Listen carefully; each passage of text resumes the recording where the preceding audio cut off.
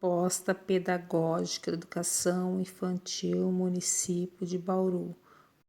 Parte 1. Fundamentos teóricos. 1.1 Concepção de ser humano e desenvolvimento. O materialismo histórico-dialético nos ensina a compreender o homem como um ser histórico e social, ao mesmo tempo produto e produtor da sociedade. Um pressuposto fundamental do pensamento marxista é a ideia do salto ontológico, representado pelo surgimento da espécie humana. Isso significa que o homem, sem deixar de ser animal, diferencia-se dos animais de modo radical. Por tratar-se essencialmente de um ser social, temos muitos exemplos de animais gregários que vivem em bandos, como os elefantes ou macacos. Mas o ser humano não é apenas um animal gregário que vive junto com seus pares. Não se trata simplesmente de viver com outros humanos, como lobos vivem junto de outros lobos. As relações com outros homens nos constituem, são formadoras do nosso ser, constroem nossa humanidade, nosso psiquismo e nossa personalidade. Isso porque, diferentemente dos animais que têm seus comportamentos grandemente determinados pela herança genética da espécie, nós humanos nos constituímos fundamentalmente a partir da herança social cultural. O homem é um ser que transforma a natureza e produz os meios para satisfazer suas necessidades. É certo que as diversas espécies animais modificam o ambiente em que vivem, transportam galhos e folhas, cavam buracos, transportam sementes, etc. Primatas superiores, como os chimpanzés, até mesmo usam gravetos para capturar formigas e cupins. Os animais utilizam aquilo que a natureza oferece, mas o homem, diferentemente, a transforma como intencionalidade. É bastante conhecido o trecho em que Marx aponta a diferença entre a abelha e o arquiteto. Uma aranha executa operações semelhantes à do tecelão, e a abelha supera mais de um arquiteto ao construir sua colmeia. Mas o que distingue o pior arquiteto da melhor abelha é que ele fixará na mente sua construção antes de transformá-la em realidade. No final do processo do trabalho, aparece um resultado que já existia antes, idealmente, na imaginação do trabalhador. Ele não transforma apenas o material sobre o qual opera, ele imprime ao material o projeto que tinha conscientemente em mira, o qual constitui a lei determinante do seu modo de operar e ao qual tem de subordinar sua vontade. Marx, 1985, páginas 149 150. O homem modifica a matéria natural, imputando a ela características humanas. Ao se construir uma machadinha, por exemplo, a madeira e a pedra deixam de ser meros objetos dados pela natureza para se transformarem em um objeto social, com função e significado atribuídos pelo homem. Esse objeto contém propriedades determinadas, não previamente existentes, mas que foram produzidas pela atividade humana. Esse processo pelo qual o homem transforma a natureza é chamado trabalho, como explica Saviano, 2005, página 11. O trabalho conduziu o homem à criação de um mundo propriamente humano, o mundo da cultura. Com efeito, sabe-se que, diferentemente dos outros animais que se adaptam à realidade natural, a sua existência garantida naturalmente, o homem necessita produzir continuamente sua própria existência.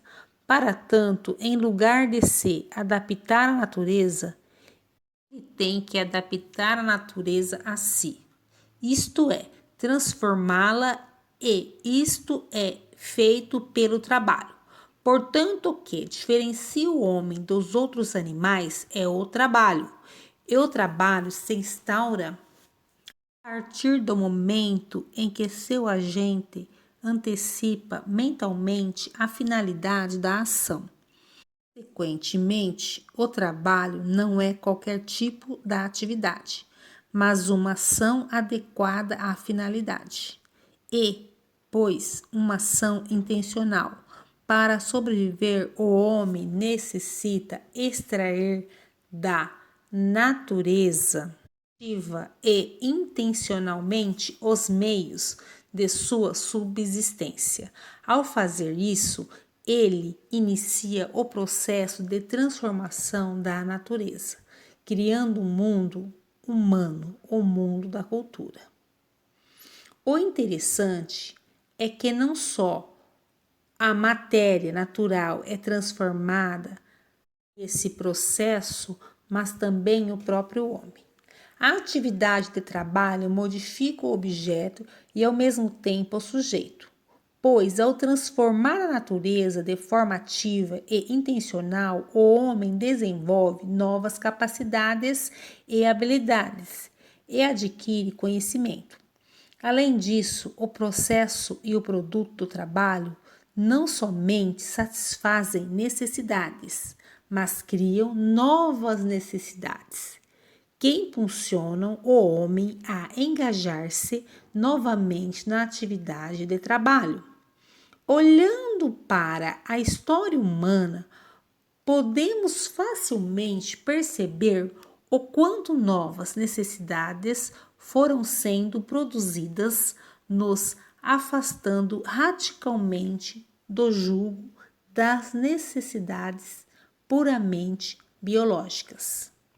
O produto do trabalho humano configura uma objetivação na medida em que o homem produz um objeto, deposita nele um pouco de si, suas ideias, conhecimentos, capacidades e habilidades, como explica Leontiev, 1978.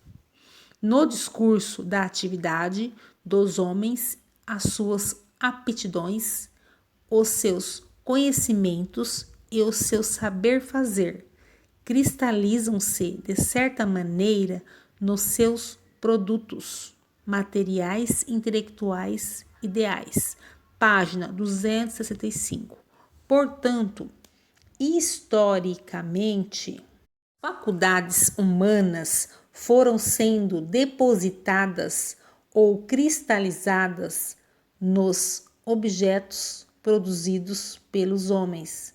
Esse processo é bastante nítido quando analisamos os instrumentos produzidos pelo homem, de a machadinha até o computador.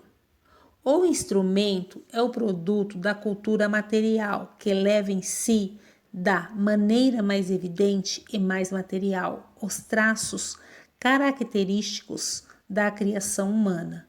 Não é apenas um objeto de uma forma determinada. O instrumento é ao mesmo tempo um objeto social no qual estão incorporadas e fixadas as operações de trabalho historicamente elaboradas. Leontiev, 1978, página 268. Os instrumentos e objetos da cultura contêm em si, portanto, atividade humana materializada. Torna-se suporte permanente operações historicamente desenvolvidas pelos homens. Dizemos que a atividade humana está objetivada no instrumento.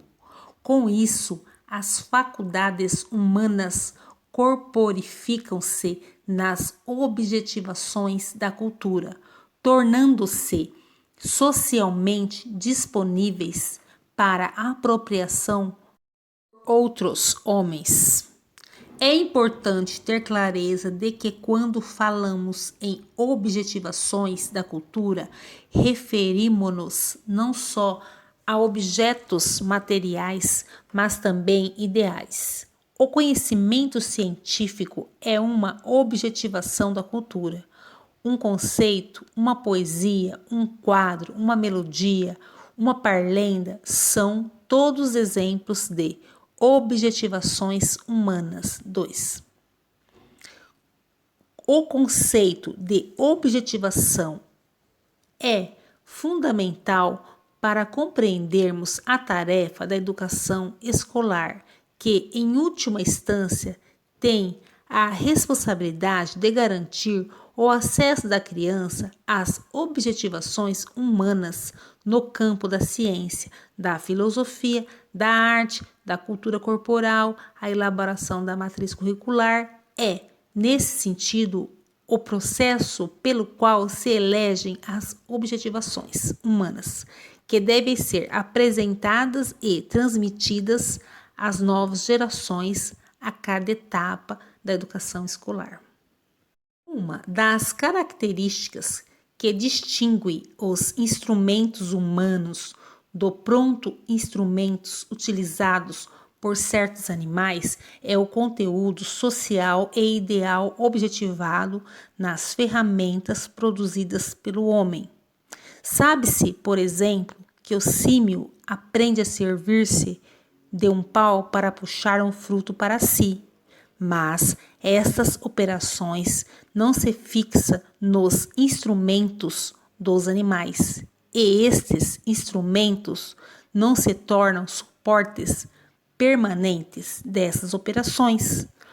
Logo que o pau tenha desempenhado a sua função, as mãos do símio torna-se um objeto indiferente para ele. Leontiev, 1968, página 268, 269.